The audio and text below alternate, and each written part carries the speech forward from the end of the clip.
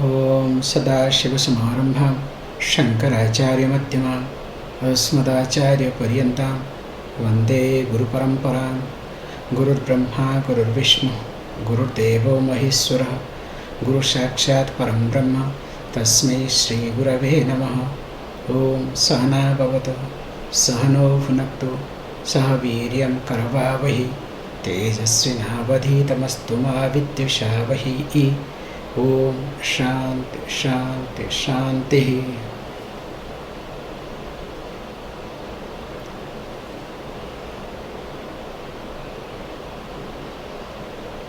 As we have been discussing this text called Shiva Samhita and is called as Yoga Shastra, which is talking in a very systematic way. The one who has lived his life or her life, experienced the world, and while experiencing the world has seen the limitations of the world. That's why this text could bring karma kanda in details, even though it was in nutshell, but the approach that was being given in this past chapter was very interesting and of course amazing. And of course, when a person has put lot of effort to polish one's own likes and dislikes, you can put one word, polished. One's own ego has polished or has put a lot of effort to polish one's own ego, the individuality, of course, while taking care of whims and fancies. Now that person approaches this Jnana Khanda. And while talking about Jnana Khanda, the knowledge portion of this Veda, also we discussed the nature of self. And while discussing, now the concept comes, because we discussed in details, I am someone from whom everything has come. Nothing is different from me, nor I can be different from anything. It is my understanding that creates, let us say, my misunderstanding, not understanding, my misunderstanding creates confusion in me. And this misunderstanding is always guided by, is always supported by my habits and imaginations. And of course, with my, or currently, or you can say subconsciously, with my vasanas. So put together my vasana. Vasana means the impression that I have carried in this life and previous lives. And of course, the habits also is a part of it. We have discussed in details. So while discussing all these things, now he says, look, if you look at me is somebody cannot be explained through the words. Words are not sufficient. So mere words are not sufficient to explain me as such, nor the mind. That means this mere meditation or mere anything that I do is not going to be helpful either. And interestingly, that we saw very carefully and very nicely, I am someone who is all pervasive. And of course, if you look at the space, air, fire, water, earth, all these 5 elements, and of course, including the gods, demigods, including the Indra, the king of all the gods, in fact, they are not all pervasive. Because they are holding a position. From knowledge standpoint, they are all pervasive. There is another aspect altogether. But if you look at the God as such, not all pervasive. They are limited in nature. But whereas I am alone, all pervasive, the self alone, all pervasive. While discussing this thing, now the coming chapter comes. knowledge and Maya, how this Jnanam and Maya comes together. Because when I am, please understand, Suddha, Brahma, I am the pure consciousness. Then how this mixture comes, how this confusion comes, and why it comes, definitely there will be a lot of question. Before entering into this, let me be very clear and careful. The purpose of scripture or the purpose of the teaching is not to explain about the krama of this universe. Srushti Pakriya, Srushti Krama means how this universe come to existence. Whether it is a Big Bang theory or a Darwin theory. Please understand, for example's sake, I am trying to highlight here. Whether this creation came to an existence through this Big Bang theory or through this Darwin theory, that is not the purpose of teaching at all. Because, please understand, this is the truth, this is the reality. As long as you are in the dream world, you cannot understand how the dream came. But of course, you can understand or you can make yourself not to get affected by dream. You can work on that aspect. But if you try to understand, it is really not worth at all. You cannot. And being part of this universe, how this universe came to existence, that's not point for me. It is exactly, we highlight very carefully and clearly. When there is a fire in your house and you are really caught up with the fire, what should you do? That time should you start thinking how to know where from the fire came? How did it come? Whether it came from short circuit or somebody did something or other, will you be interested? Will you really spend time to think? But you will always work on how to get out of it. Once the fire goes off, then what happens is the third party starts inquiring why it happened, how it happened, even though you will have your own projections. Please understand. But here the fire that you have, when you are having fire inside, that is the confusion. And when you are caught up with this confusion, this samsara confusion, how can you analyze, how can you think where from it come, how did it come? In fact, you must learn to get out. Interestingly, once you get out, once you make this fire to go off, you discover there was no fire. In fact, there was only confusion. There was only misunderstanding. That's why here the purpose, please understand, that's why the scripture, because is not interested to explain why and how it came, that's why always it gives an overall idea. So that people, whatever basic concept they have or basic doubt they have, or to take care of the minimum curiosity. That's why sometimes the Srushti Prakriya, the methodology of this creation keeps changing here and there. But here, one of the very popular Srushti Prakriya, which is being highlighted in Taittiriya Upanishad. Same thing is being highlighted over here. However, here let us look at in details, keeping this thing in mind.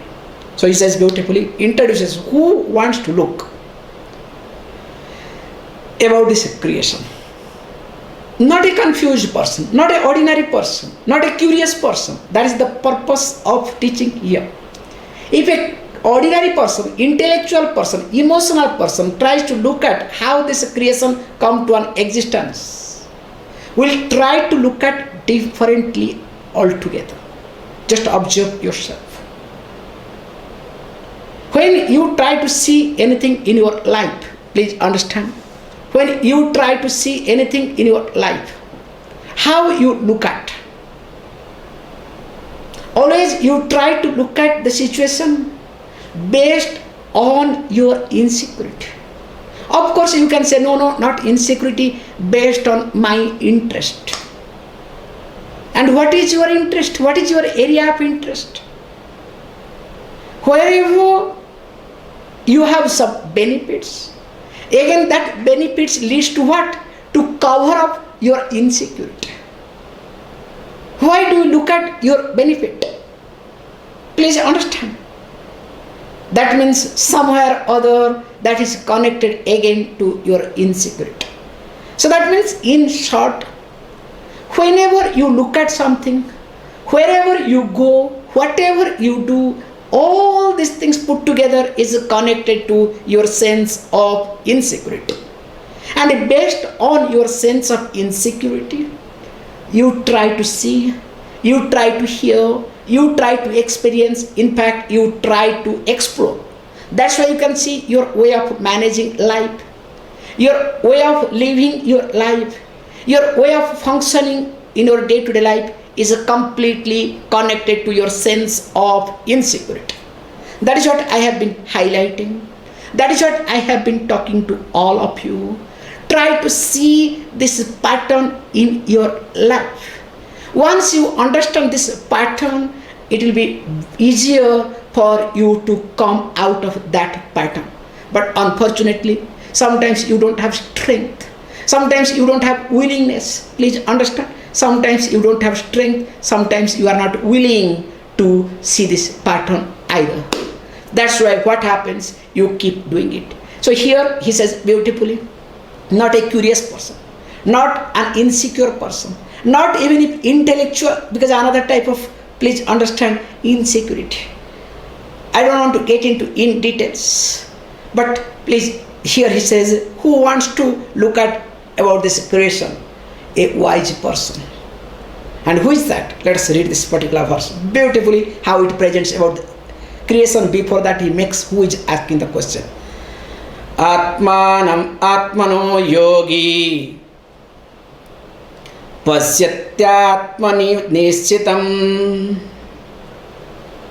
sarva sankalpa sannyasi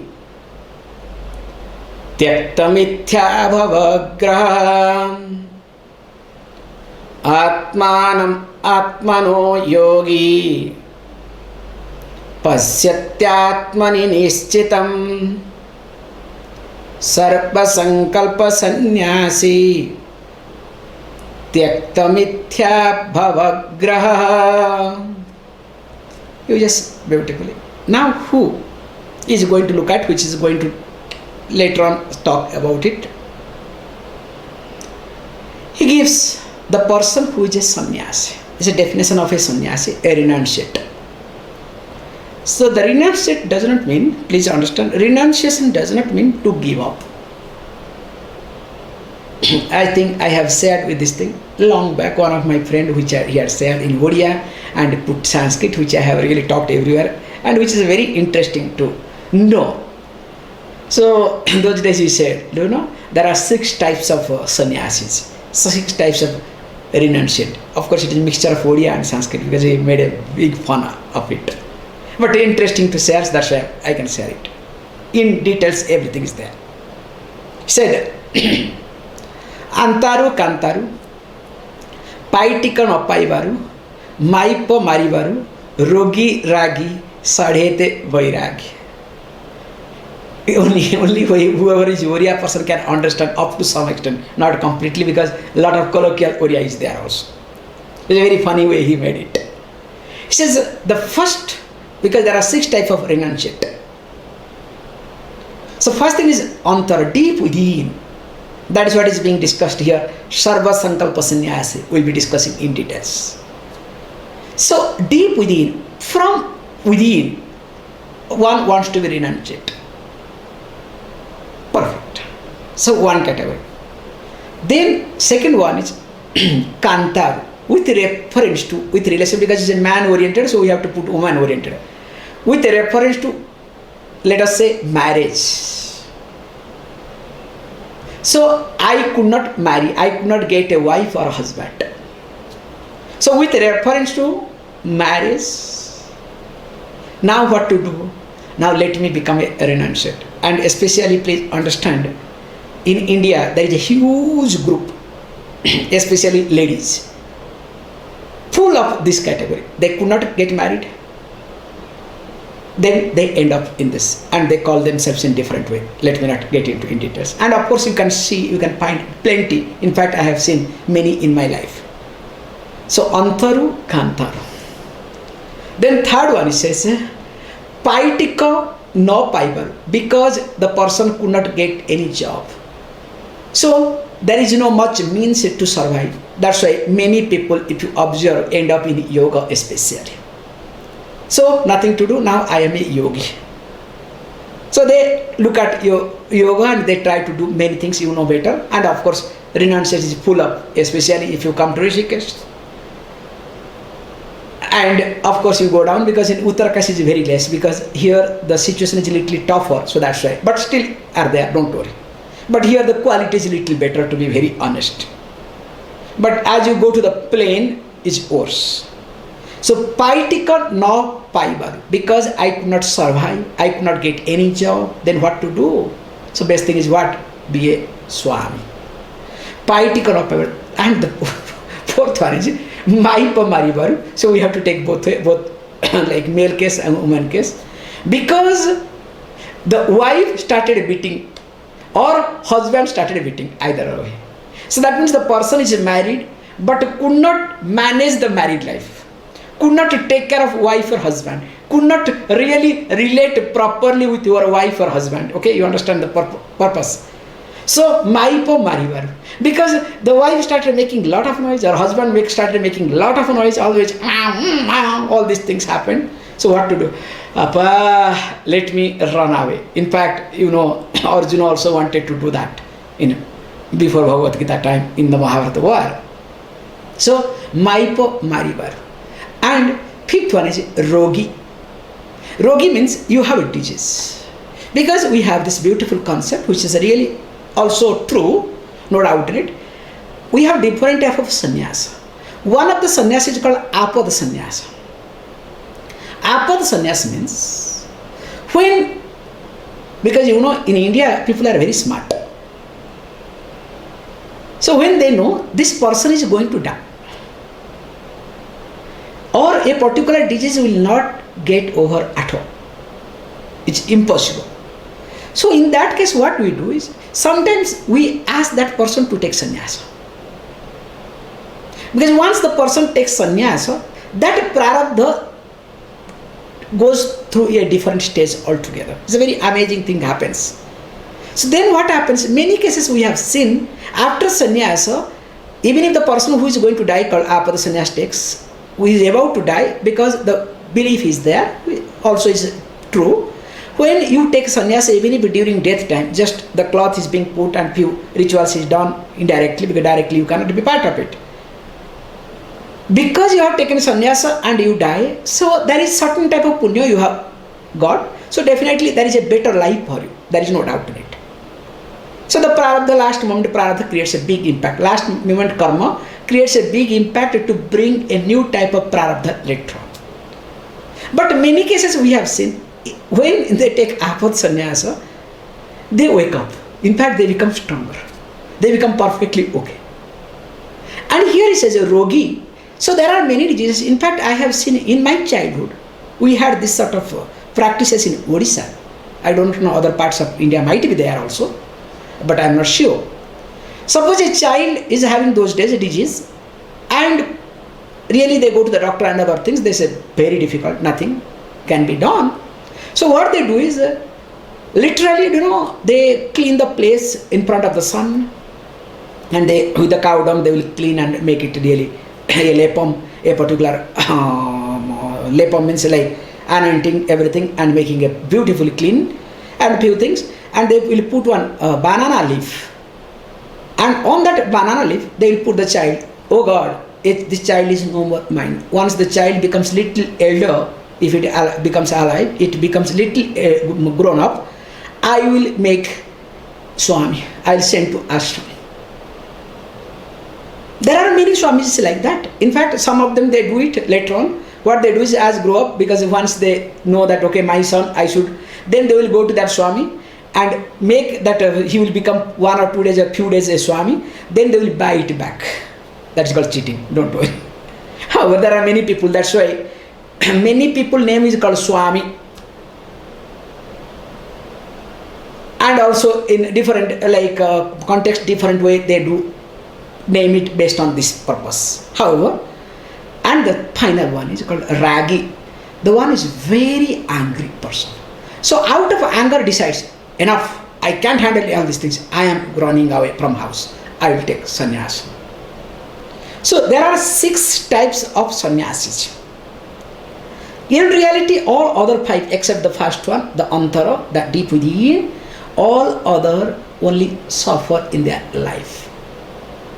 So he says beautifully, the first category, Sarva Sankalpa Sannyasi. This is the definition of a sannyasi, that antara. Which is sannyasi? Sarva Sankalpa, the one who has given up all sort of sankalpa, strong resolution. That means the person who does not hold on to anything in life. Of course, in mind. The one who does not hold on to anything in life. That is called Sarva Sankalpa Sannyasi. How? I will give a beautiful example. How it works. This is called maturity, this is called understanding, this is called your growth. Generally, when something goes wrong in you or in your life, you remember that, you hold on to that for longer time. As your maturity starts improving, that gap gets reduced. No longer you can hold on to for years. It comes down to months. Then from months it has to come to days. Comes down to the hours. Then seconds, minutes to seconds. That is called growth. It's not overnight, nothing will happen. Please don't misunderstand. So I'll give a beautiful example which is popular example. This Sarva Sankalpa Sannyasi example. The story goes like this.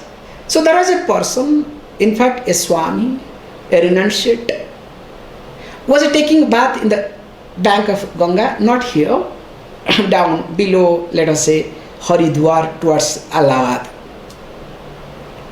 So when he was taking bath, and of course some people are watching that he is taking bath. So something, while offering the water, so to the sun god, he discovered that there is some small creature is flowing in the water. So he stopped worshipping. He thought to rescue that small creature, and that small creature was a scorpion. So what he did, he put both the hands with the water, tried to lift.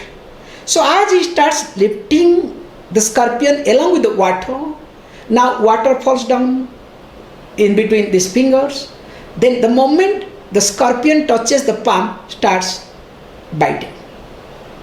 And when scorpion bites, you know how painful is it. So the person really gets, then shakes his hand, and the scorpion again falls down. Again starts blowing. Then again he goes, again tries to lift.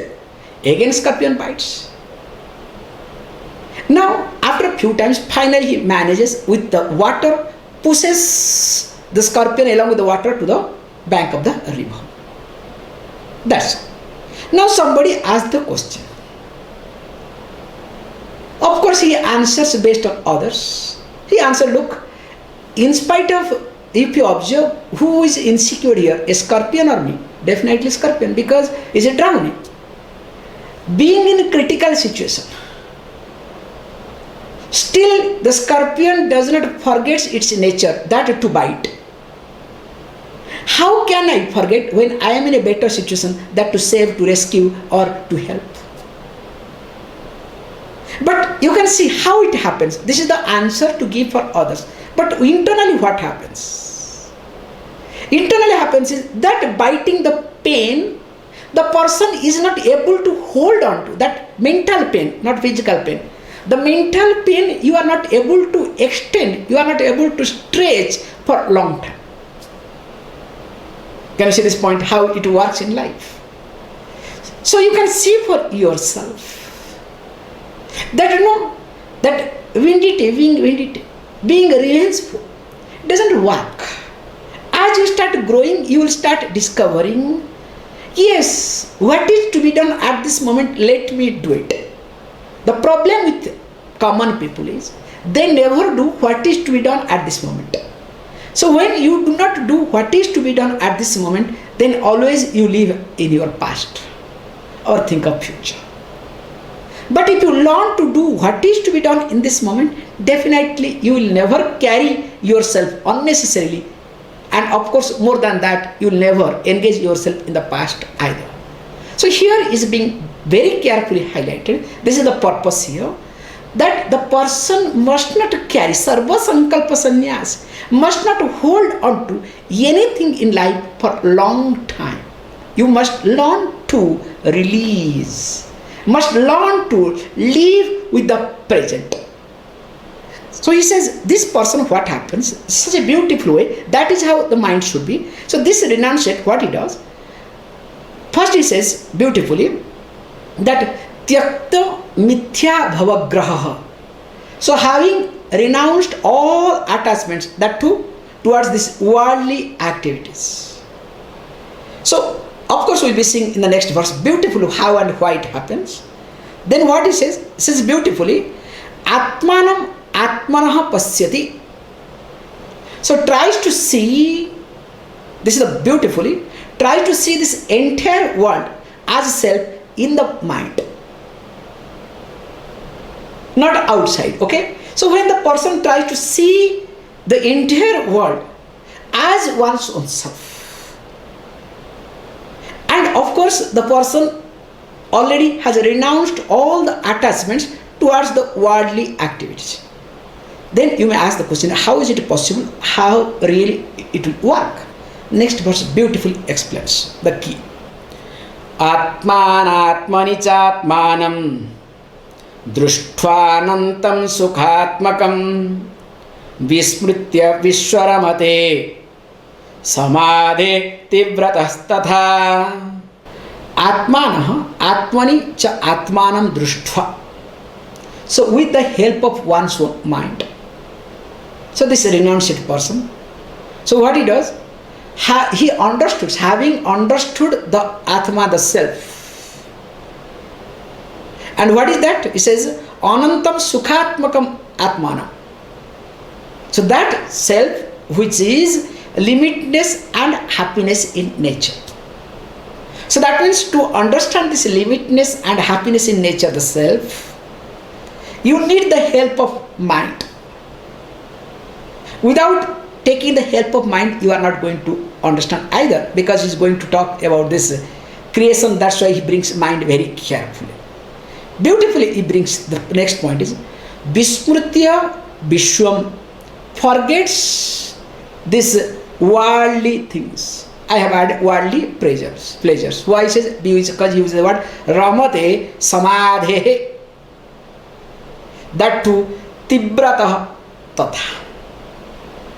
So how common people try to revel, and of course without thinking anything, with reference to different type of pleasures. But here what he does, he forgets all the worldly pleasure, now revels in the self, in the state of samadhi. Now let us look at very carefully how it happens. These are the points to understand very carefully. How can you forget? The word he uses, word vismritya, forgetting the worldly pleasure. How can you forget? My question will be here, why do you remember? You please understand, you remember that thing which is going to give you some type of comfort. All your memories are related to your comfort / discomfort. Either you have got comfort or not got comfort. So that means all the memories is nothing but related to unfulfilled, unsatisfied emotions. That's why they say beautifully, if you want to remember something, you have to add some emotion. The beautiful example is, in Indian context, this is Taj Mahal. Okay, luckily I have not gone there, so okay. In fact, I don't have much right to say, but I must say this. I am very clear and careful. So Taj Mahal, if you look at architecture wise, excellent. Because all white marbles and different days, different colors, and moon, based on the moon color changes, a lot of things to really appreciate. But if it is just a beautiful architecture, is a piece of construction, nobody will remember. So what they did is, they tried to add some emotion to it. Monument of love. Okay, that is called my criteria, okay? Whether it's a monument of love or frustration, that is another thing that you know better now. So the moment, the emotion, this is the most important point. Moment the emotion was added to that particular architecture. Now what happens? Now the Taj Mahal is alive in the heart of all lovers and beloveds. So everybody, every lover, not only in India, in the world, they want to bring their lover ones, lover or beloved, to Taj Mahal and take a photo, including top leaders of the world. Can you see this point? If it is just any other architecture, because why I am trying to say, if you look at 1,000 pillars in South India, the architecture is much ahead than this Taj Mahal. Taj Mahal doesn't stand nearby. It is nowhere. If you go to any temple, whether it is Rameswaram, whether you go to Madurai, and of course that 7 swaras comes in 7 pillars, Trichanur, and of course we have many, there are places, you know, how the pillars are there without anything, you can put a paper underneath. The architecture that we have, especially in South India, every part, if you look at also same thing, Orissa Puri temple. So temple is so huge, the shadow does not fall. Look at all this, the way they have done architecture, and especially even if it was nearer to the sea those days, okay, now she has gone away from Puri temple, but the sound of the sea never heard inside the temple. Till now also. So what I am trying to say is, the way the architecture was being created those days is not known to common people, because these are becomes religious emotions, whereas this love, common emotions took over this called Taj Mahal. Now what happens? Everybody remembers Taj Mahal. Can you see this point? So all your memory, that's the point I try to extend, all your memory is related to your unfulfilled satisfaction, unfulfilled comfort. So that means, you can see, this is what we say also, that person gets this Alzheimer, or if anybody has got any memory fail, because that person has not been accepted by others completely. If others accept that person completely with love and affection, definitely that person's mind will start improving. This is psychological disease, nothing else. This is psychological, systematic psychological damage. Of course, other complications comes later on. So that's why he says, in order to remember, you need to project the comfort, the sense of comfort in the outside world. Unless you project the sense of comfort in the outside world, you cannot remember. So that's why you remember many things. or your mind goes little ahead, go ahead, or moves around, or really revels, runs behind many things because you are not comfortable within. Just try to see this point very carefully. Because once you are comfortable within, you will discover you cannot. So that's what he says beautifully.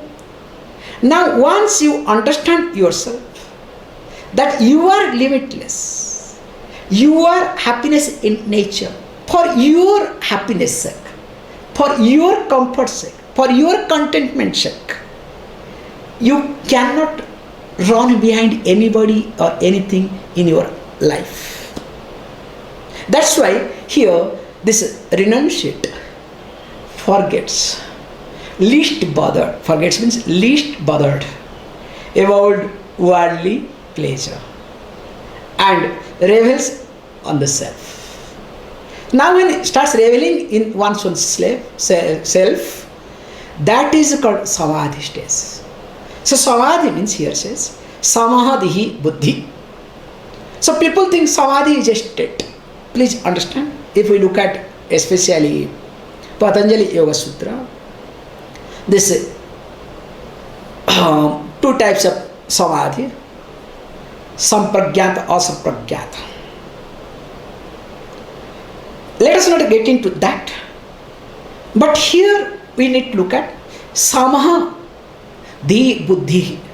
So in a stage where the buddhi is same, means there is no ups and downs. What is being highlighted in Bhagavad Gita, samatvam yoga uchyate. So when there is sameness with reference to adversities, your mind is not affected. With reference to good things in your life, mind is neither elated. And remember, when you are happy, comfortable, contented within yourself, does it really matter anything to you? In fact, you have a lot of patience. In fact, you start watching, let everything move, let it move, because even this shall pass away in life. Moreover, let us see, now this verse starts. With this understanding, when the person is really a renunciate and does not bother about anything, now that person is trying to understand about this creation. What is that? Maiva Vishwajanani Nanya Tattvadhiya Para Yada Nasam Samayati Vishwam Nasti Tada Khalo Maiva Vishwajanani Nanya Tattvadhiya Para Yada Nasam Samayati Vishwam Nasti Tada Khalo. Says Maya Eva Vishwajanani. So if you want to really, who is the mother of universe? He says Maya, the illusion. We have discussed Maya, that which is not, yeah, again is. In reality, that which is not there but appears as though it is there, like mirage water. So this Maya is the mother of this universe. And very beautifully says, Na anya tattvadhiya para. Because many people think there are different schools of philosophies. Okay, this creation has come with these different principles, 24 tattvas, mainly from Purusha and Prakriti, blah blah blah. So he says, no, not from any other principle this universe has been created. And because of that reason he says, Yada nasam samayati vishwam nasti tadakho. So when this Maya is withdrawn, so when this illusion is resolved, he says destroyed, nasa means literally destroyed, I put it withdrawn. Because why withdrawn? Because who has created Maya will be seen, the God has created. So when God has created, God has power to withdraw. So once it is withdrawn, then what happens? This world certainly does not exist. So that means this world is just temporary. That's why you can see Nachiketas, when went to Lord Yama, and Lord Yama in the third boon when he says Yam prete vichikitsa manusya asti tyete eke nayam chasti tja eke. I hope you remember that, okay? If not, please try to refer, okay? So there is a doubt. People do say after the death there is life. Some people say no, there is no life. There is big doubt, there is big confusion. I thought this is my third question, third boon, that please clear whether there is a life after death or not, because you are the person who snatches everybody's life or death. So please teach me this. But Lord Yama said no, tries to, change his mind, gives this, gives that. In fact says, okay, as long as you wish, you live, you have, death cannot approach you. Not only you, including your son, daughter, grandchildren, everybody. As long as you want them to alive, they can be, no problem. But what did he say? All these things, whatever you are saying, is just extension of time. So you are just giving me favor, just extending some time. So this extension of time is not the solution. I want to understand what is life after death. Don't extend. So that is what he is being said, that if you look at this world, in the end time, world is very limited. You have to understand. But what happens to you, your personal world, whatever you have created, whatever you have created or whatever you are maintaining, what do you think? Oh, it must be there when I am dying, after my death, it should continue. What is this? That's why in knowledge tradition, what we do, first thing we learn that we don't hold on to our name. Especially if you observe all the Swami's name, in that same name you can find hundreds of Swamijis. And whatever name we had in the village, in our childhood, that goes away. Whatever parents had given, that name has no value. Because we establish with the study and all these things, we establish the name, finally nobody. Then again start working. Then we understand in each stage, in fact brahmachari stage one name, then later on another name. Each time name keeps changing. That means you don't have to hold on to anything in your life. So may you remember, whatever, you are just an instrument to do. And of course, when you think that you are an instrument to do, you do the best. Because your job is to do the best at that moment, not for others, for your growth. Because when you grow emotionally, not only your mind is available for the knowledge, of course, if everything goes smoothly, you are liberated. If not, at least coming life, you are in a better state, better mind. And of course, if you have done punyam, if you have really shared all your assets, all your capabilities with others, again you will get back in coming life. Because what you give, that you get back. If you give confusion to others, you will get back confusion. If you give the best thing to others, of course you will get back the best. That's why when people say, oh, I am not getting anything, I am not, please understand, that means you have not done anything. Some people say, oh, look, that person gets lottery, suddenly that person becomes rich. Of course he must be rich, or he must be rich. Why? Because the person must have done something in previous life. That's why in return, if nothing happens, through the lottery, the person gets it.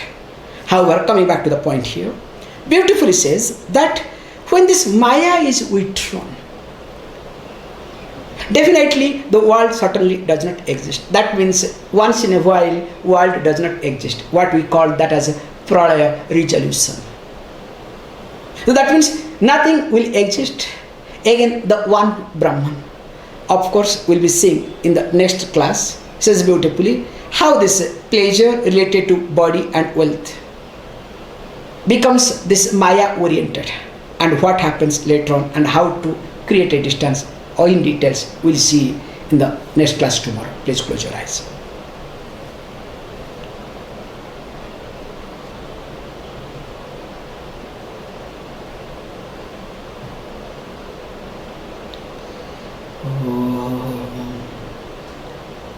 Om Purnamadah Purnamidam Purnat Purnamudachyate Purnasya Purnamadaya Purnameva Vashishyate. Om Shanti Shanti Shanti.